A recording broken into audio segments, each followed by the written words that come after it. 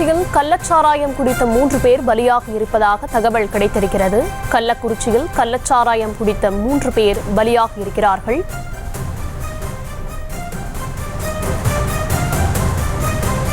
கள்ளச்சாராயம் குடித்த 3 பேர் பலியானதாக தகவல் கிடைத்திருக்கிறது.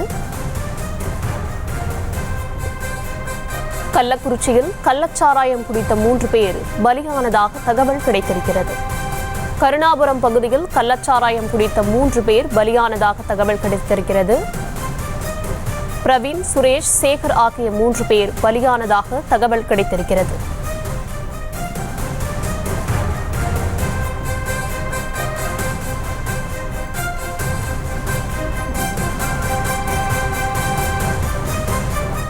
விவரங்களுடன் இணைகிறார் செய்தியாளர் சத்யமூர்த்தி. சத்யமூர்த்தி, விவரங்களை வழங்கலாம்.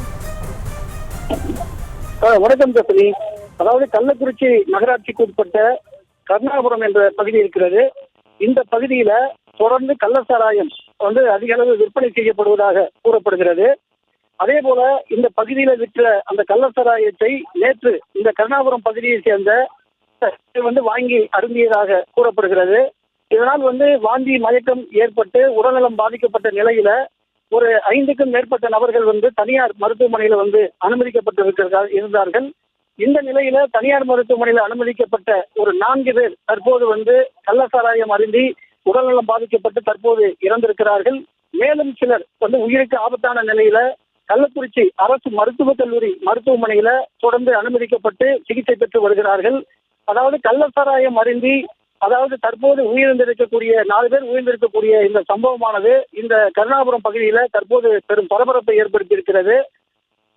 ஒரே குடும்பத்துல மாமன் மச்சான் என்று 2 பேர் இறந்திருக்கிறார்கள். அவரது உடல்கள் அருகருகிலே அங்க ஒரே இடத்திலேயே பக்கத்துல இருவருடைய உடலும் வைக்கப்பட்டு அஞ்சலி செலுத்தப்பட்டு வருகிறது.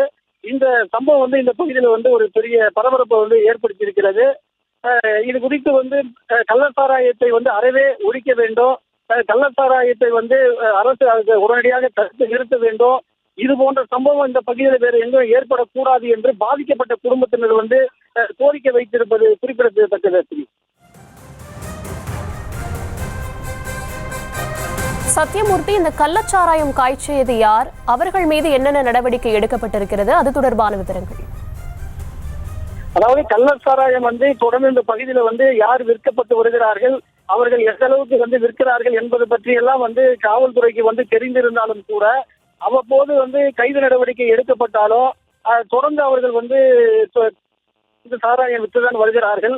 ஆனால் காவல்துறை கடுமையான நடவடிக்கை எடுத்தால் மட்டுமே தான் இந்த பகுதியில கள்ளச்சாராயம் விற்பதை தடுக்க முடியும். ஆனா இந்த சம்பவத்தை தொடர்ந்து இந்த பகுதியில கள்ளச்சாராயம் விற்பவர் மீது காவல்துறை கடுமையான நடவடிக்கை எடுப்பதற்கான நடவடிக்கையில இறங்கி இருப்பதாக கூறப்படுகிறது. தத்ரி, இந்த சம்பவத்தால 3 பேர் பலியாயிருக்காங்க, 4 பேர் மருத்துவமனையில அனுமதிக்கப்பட்டிருக்கிறதாவும் தகவல் கிடைத்திருக்கிறது. அவர்களோட உடல்நிலை தற்போது எப்படி இருக்கு? அது தொடர்பான விவரம்.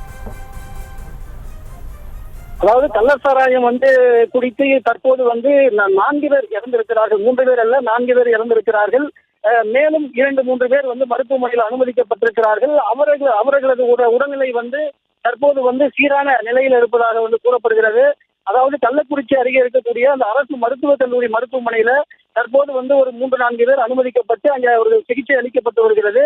அவர்களுடைய உடல்நலம் தற்போது சீராக இருப்பதாக மருத்துவமனை நிர்வாகம் தெரிவித்திருப்பது குறிப்பிடத்தக்கது. செய்திகளை உடனுக்குடனும் துல்லியமாகவும் தெரிந்து கொள்ள சப்ஸ்கிரைப் பண்ணுங்க.